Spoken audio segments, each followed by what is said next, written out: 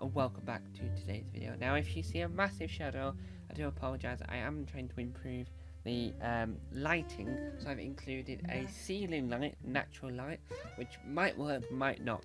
So basically my whole journey on the internet, online on my 22 YouTube channel, is to learn, improve, because I'm trying to make this as much like a TV show as possible, but improving lighting, improving all these things.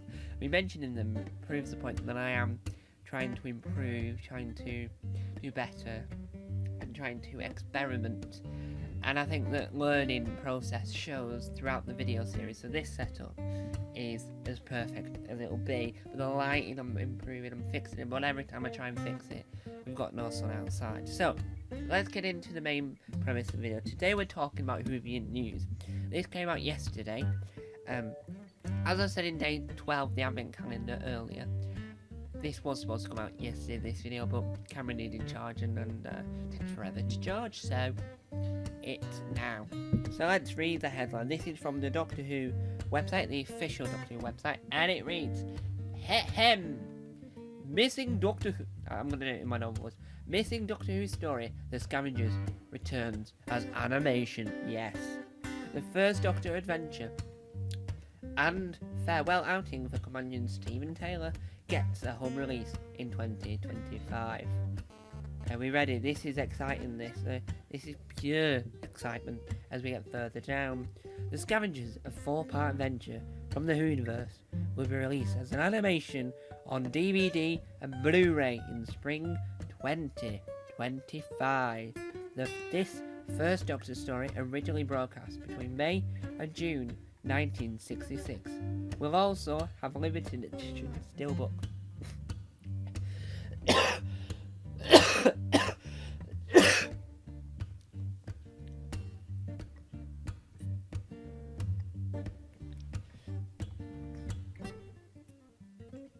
This is very exciting. Pre-order Scavengers from Amazon, HMV, Rare Wave, and Zavvi now. Yes, so what you're about to see is the 45-second trailer that was released on the BBC Doctor Who YouTube channel, which I'll talk some more about in a second, because there's some news for international viewers that I've never mentioned, but I thought now we're talking about a classic story, now is the perfect time to talk about that. So without further ado, here is the trailer now!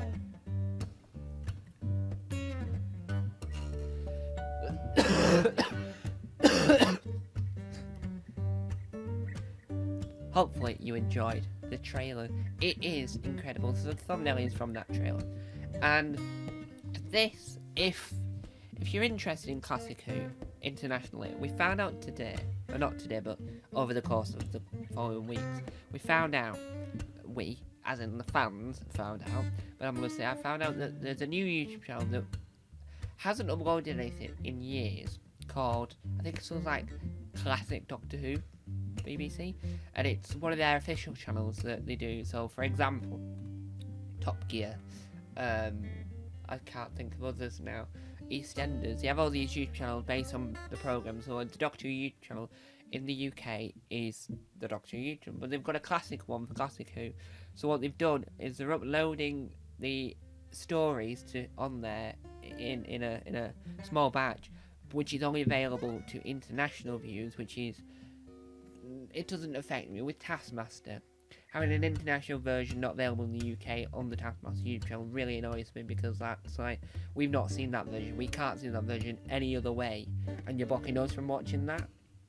But having the Taskmaster UK and Taskmaster Junior UK onto the channel weekly for international viewers, not letting us get access to it, perfectly fine, because that's the whole point of that. So Classic Who being put on there not for us in the UK or people that can access Classic Who on streaming services, because we've got it on BritBox, which is folded into ITVX Premium, and we've got it on the BBC iPlayer, so it is available for us to watch. So this isn't going to affect us.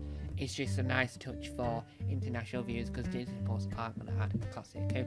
Back to the news at hand. The trailer proves that it looks incredible.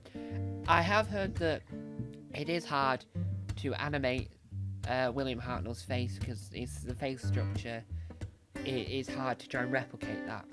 so it might not look exactly like he would do, but it's just harder for them, which is fair enough, because you can't expect perfection every time, can you? Because I don't.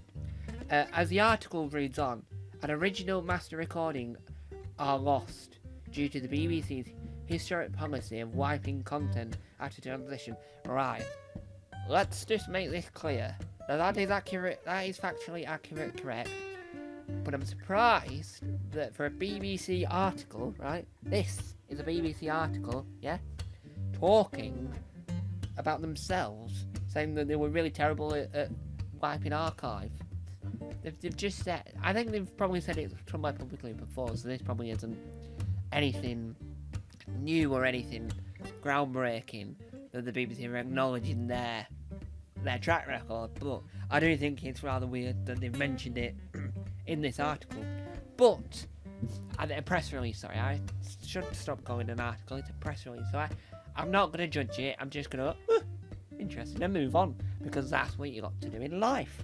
So find out why Doctor Who episodes are missing by clicking it. Now there's a click link. Really?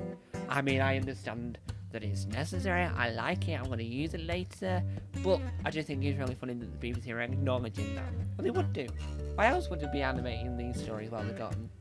They're getting their commercial arm. BBC Studios has used the original audio of 4 episodes and worked with a team of animators to bring back this long lost story for fans.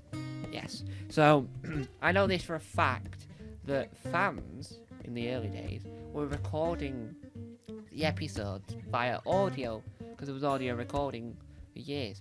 So a lot of these stories might be lost visually, but because fans have recorded them, the audio of them are still in contact, and there's easy ways to remaster the audio to make the audio better. We've got that technology now.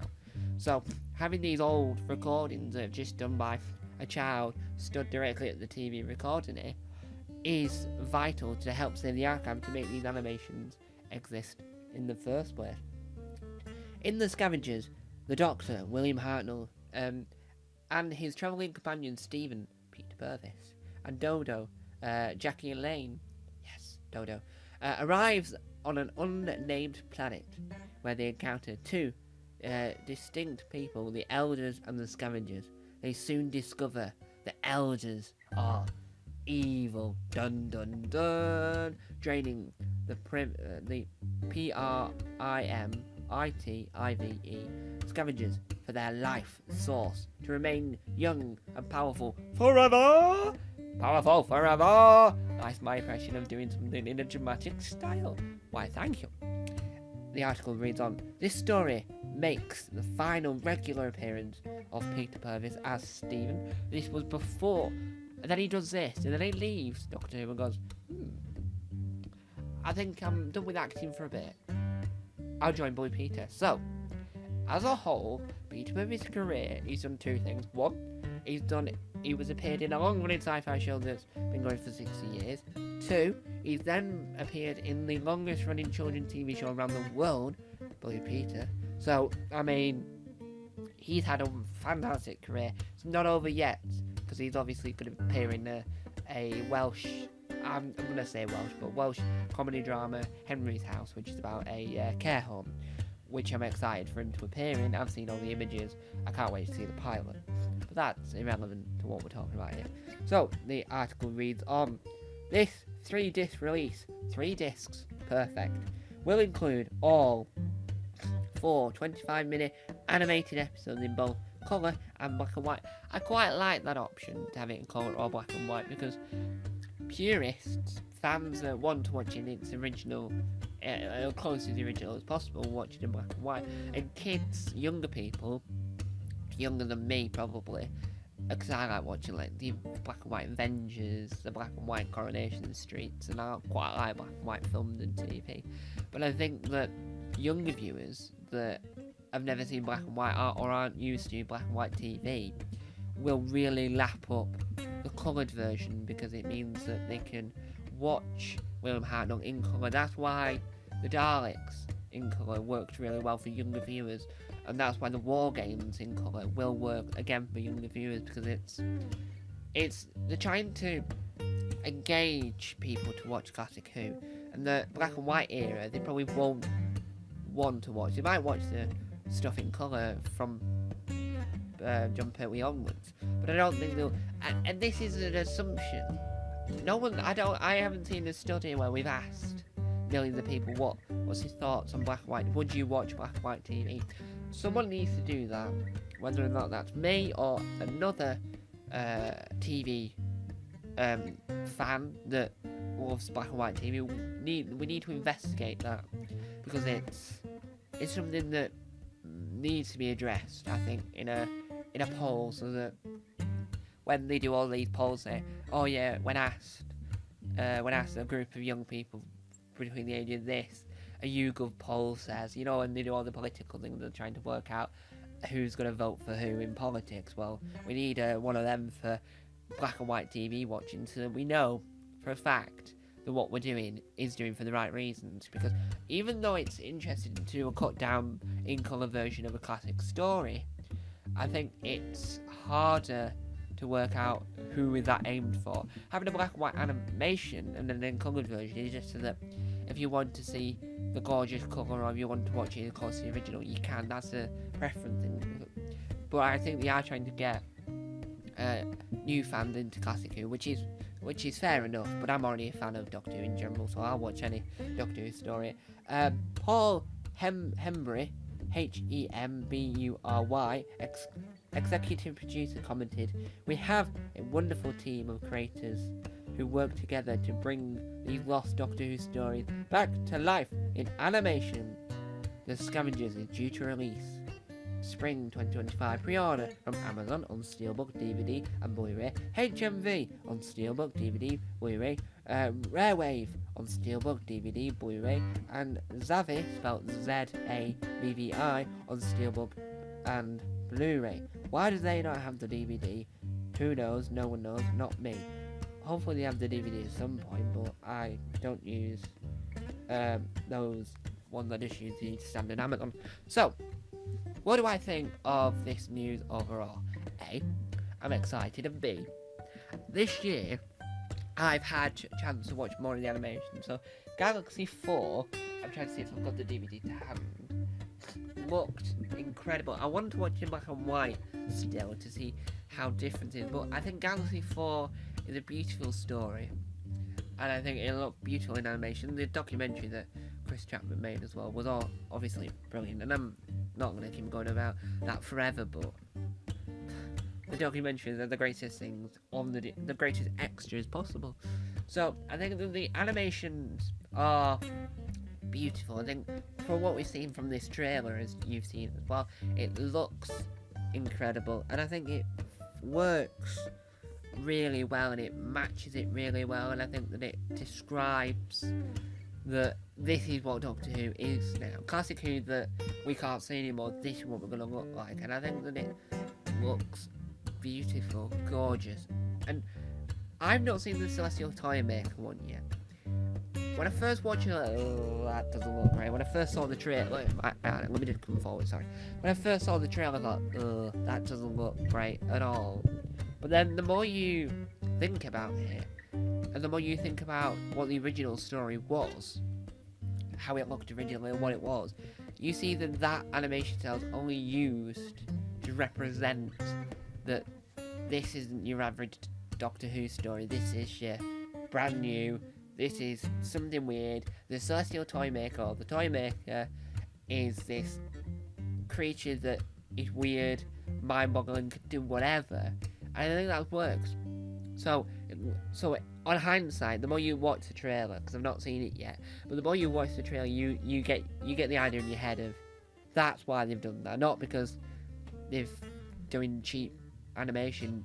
It's this cool, arty, abstract style that you wouldn't expect to see coming to you at you with Doctor Who, and so they've put a lot of money to make sure it looks like that, but also still section. And I think the animation overall have improved lip syncing wise. So I'm curious to see if the Scavengers sticks on that path of having good lip syncing. But eventually, the lip syncing will just become a natural thing and it'll work. And I like the look of this style. I'm excited for it, and I think the Scavengers is an excellent story to bring back. And I know that at the moment Scavengers isn't available to watch, but it is available to read because they do the novelizations, and the novelizations will be available on websites like eBay, or they'll probably be in a charity shop. So you'll be able to track it down. I know for a fact. So you'll be able to. So I think the Scavengers in its written form you'll be able to see right away, but read right away. But I'm excited to see how the animation sets itself apart from the others because it looks gorgeous. So overall, I'm excited for the Scavengers. Are you excited for the Scavengers? What do you think of Doctor Who in the animated form, not the David Tennant animations that are a separate issue altogether? What about the Lost Story animations? Thank you guys for watching. Time on to bed. Bye! Ho, ho, ho! Have a wonderful Christmas. Merry Christmas! I'm adding the Christmas spirit at the end.